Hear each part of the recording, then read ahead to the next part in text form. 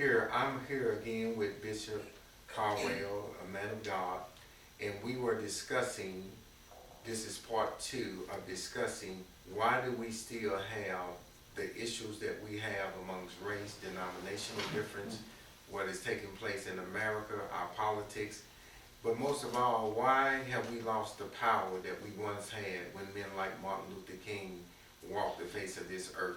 Bishop, it's a pleasure to be here and talking with you again. Thank you. You were discussing that you were on a ship. Yes. Tell us about that.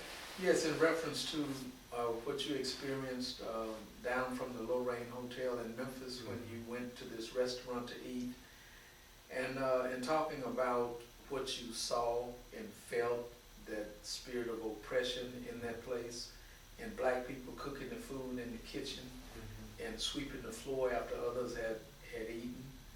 No doubt it was a white person on the cash register. Absolutely. Yes. Black couldn't even operate it. See, these are what I call group dynamics. Okay. When my wife Mary and I, excuse me, when we went on cruise with Fred and Betty Price on the Sovereign of the Seas was the name of the ship. We went on this cruise back in 1989. We left Miami, Florida. We went to Labadee. We went to St. Thomas, Virgin Islands, and another port of call. Well, we were told to not tip the people that were waiting on us, freshen up and refreshing our quarters. We got all dressed up looking like modern-day penguins, and we went to the captain's ball. We still were told to not tip those that were waiting on us. Now, all these were people of color, and we were told to not tip them. At the end of the cruise, we were instructed that the most that we could give them, between Mary and I, and I'm sure this was ship-wide, was $17. Wow. And I thought about that.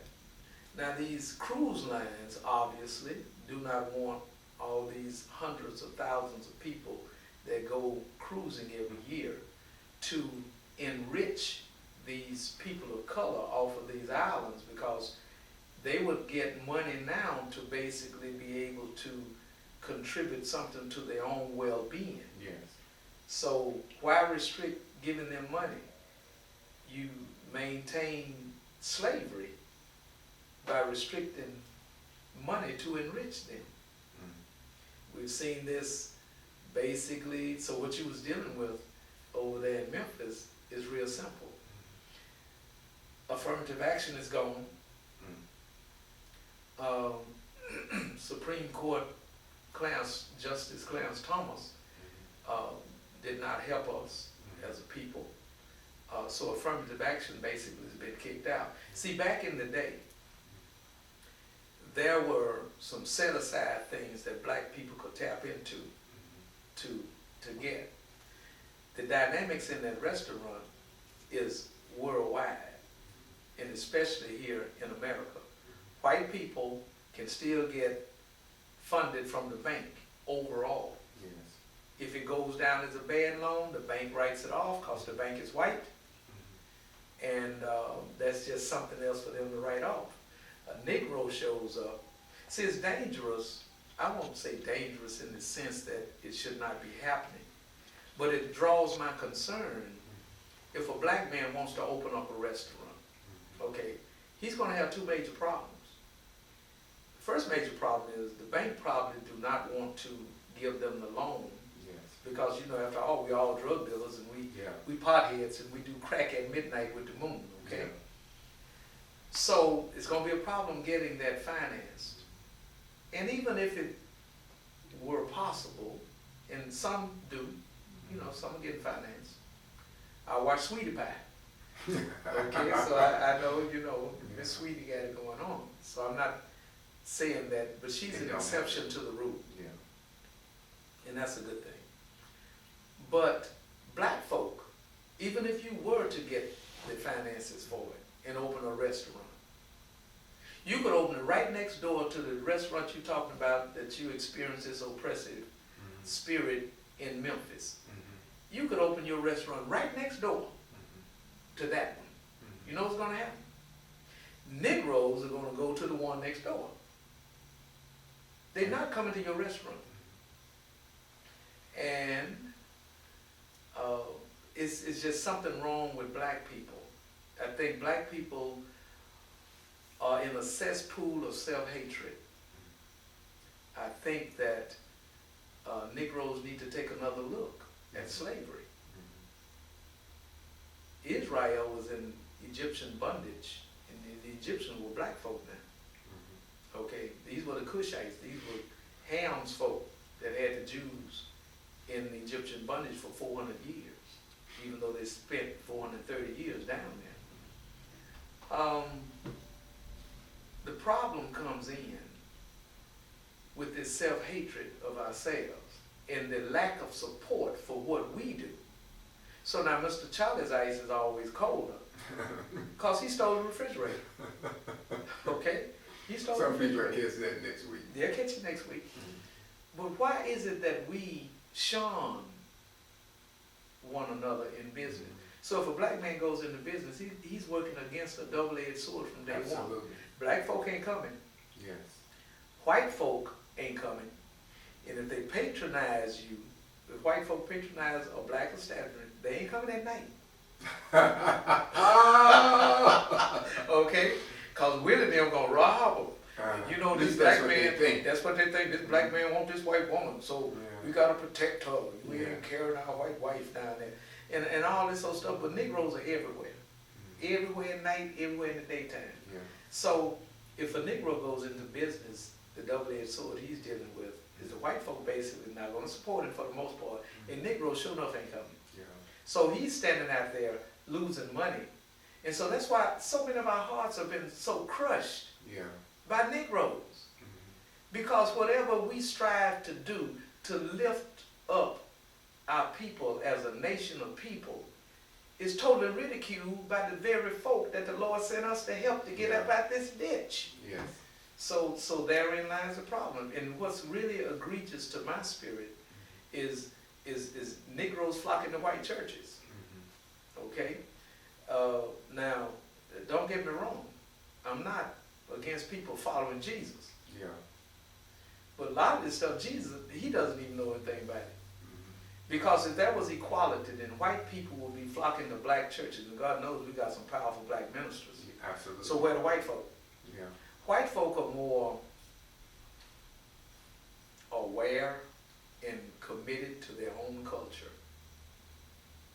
We was with the time we spent down there with Bishop Stanley B. Searcy in Natchez, Mississippi. Yes. And the night that Jesse Duplantis preached. Yeah. He talked about sin, and he talked about God forgives sin, and he talked about we as a people, once God forgives our sin, we need to forget it. Yeah. But Jesse said this. He said, but don't ever forget your culture. Jesse did say that. He said that. You were there. Yes. So what we have is a bunch of Negroes that want to be white. We got a bunch of white folk that want to be black. That's why they're burning themselves up in these tanning beds. Okay, I mean, just take a look at it. Yeah. Okay, what is it about us that we don't lack? Now going back to slavery. Slavery is proof positive that God is able to keep a people. My God. Instead of us celebrating the fact that we still here and our foreparents only, God knows all of the inhumane things that the white man did to us. And then they want to stand up and talk about our values. What are the white man's values? Other than raping and sodomizing our grandmothers and grandfathers and taking all that they can from us as a people. And then engendering and infusing laws to keep us back. And so a lot of Negroes have just died inside. They've given up. Lost the hope. They've lost hope. And now they're over there with the white folk that don't want them over there.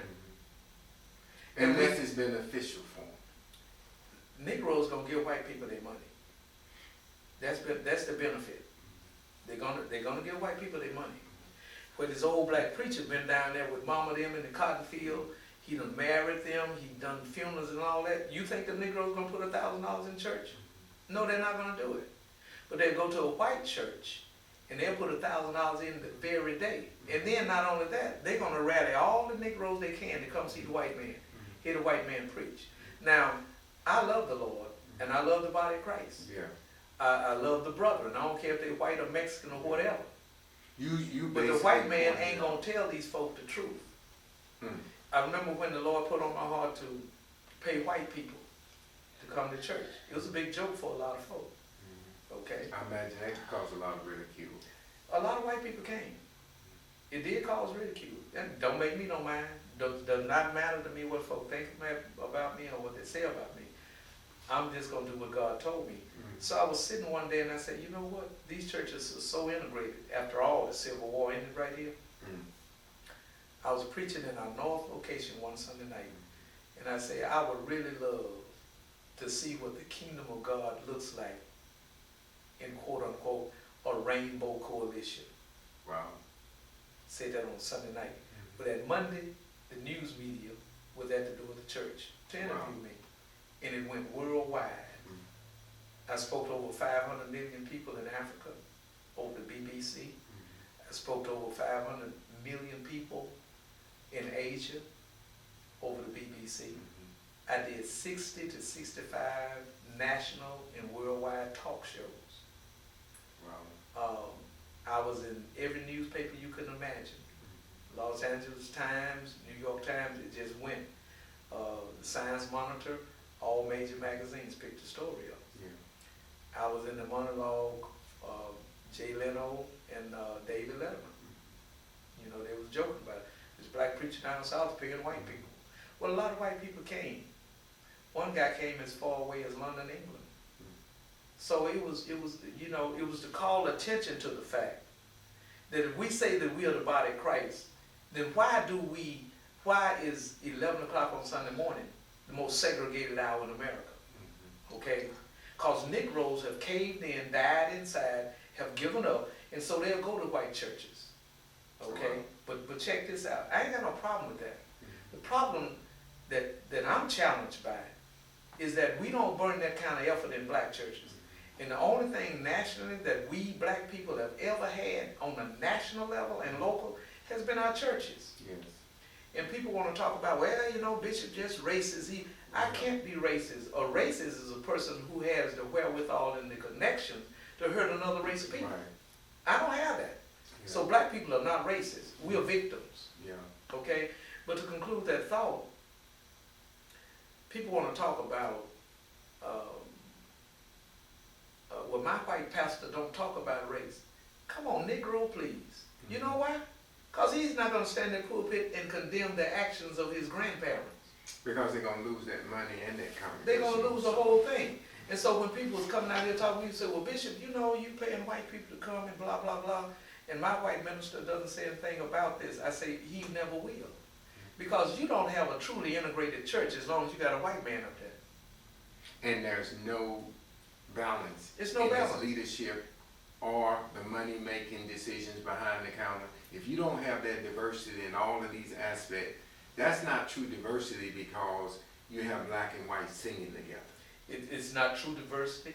And see, now show me a church. And see, we have some white pastors around here who want to talk about, well, you know, I'm down south and I got an integrated church and I got this and I got... No, you don't. You have the norm. Negroes have always gone to white churches. Sometimes they were thrown out, sometimes they couldn't get in. And when they was back in slavery and they came in, didn't have no soap and all this, so the white folk put them up there in the loft, and then they put black preachers over them as long as they talked about pie in the sky, you're going to get yours later. Okay? But you see, I told them this when they came to inquire of me while I was paying white folk. I said, because other than that, they ain't coming to no black church. And it's not because we're not anointed.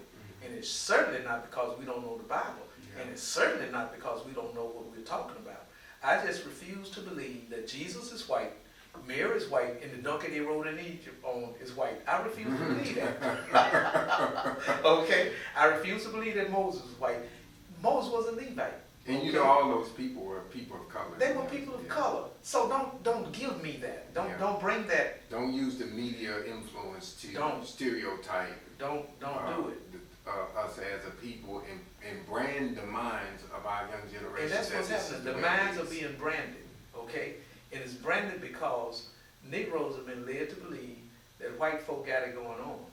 And granted, maybe the government done helped them out, I'm sure they have. But when it comes to scripture, okay? And I don't mean to be,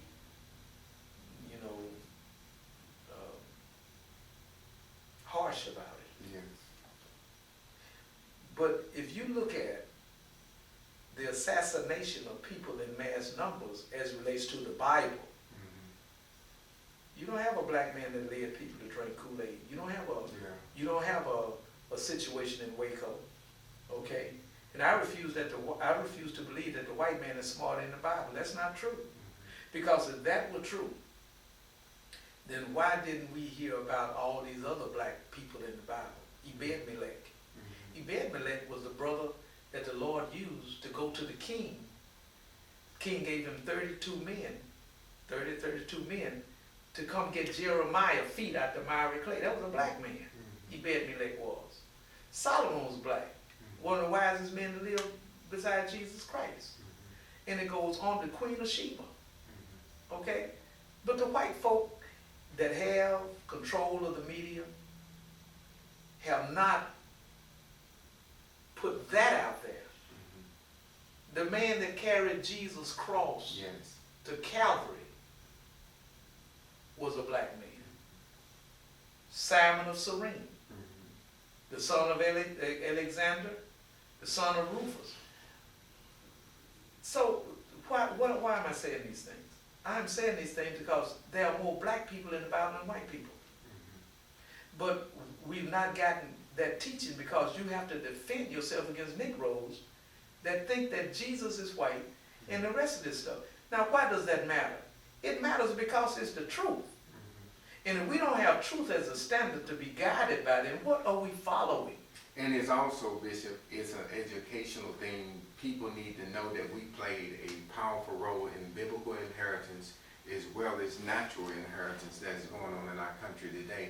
This is what I believe you are really trying to say, and people are not spiritually enough to understand really where you're coming from. See, your sternness, because I feel the great compassion. Many people don't feel the compassion that you have and how you are so passionate about this.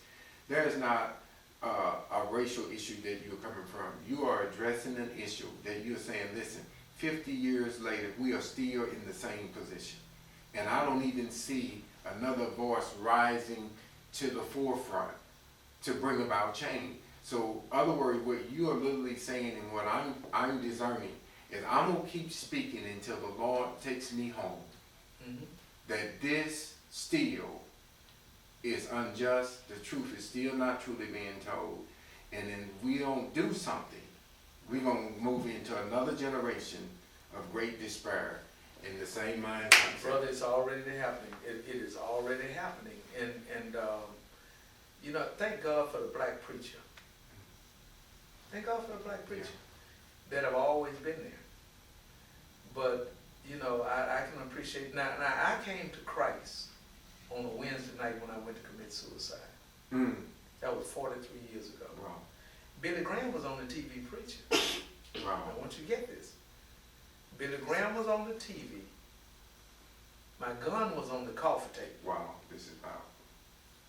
I came to Jesus under, quote unquote, a white man's ministry. Now the Spirit of God is not black, he's not white, he's the Spirit. Yes. But he uses people. Yes. Moses, Israel never could have gotten out of Egypt without Moses. If they could have, why didn't they? Because they could not have done it.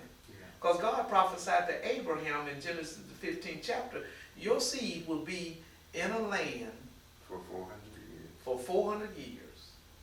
They are going to be afflicted. And God says, I'm going to bring them out. And the very day, 400 years later, on the very day, God brought them out. See, I wear slavery, what happened to our foreparents, as a badge of honor. Yes. Not a disgraceful, shameful thing. We still here. Yes. We're still here. And I wonder, if we were over the white man, doing him and had done him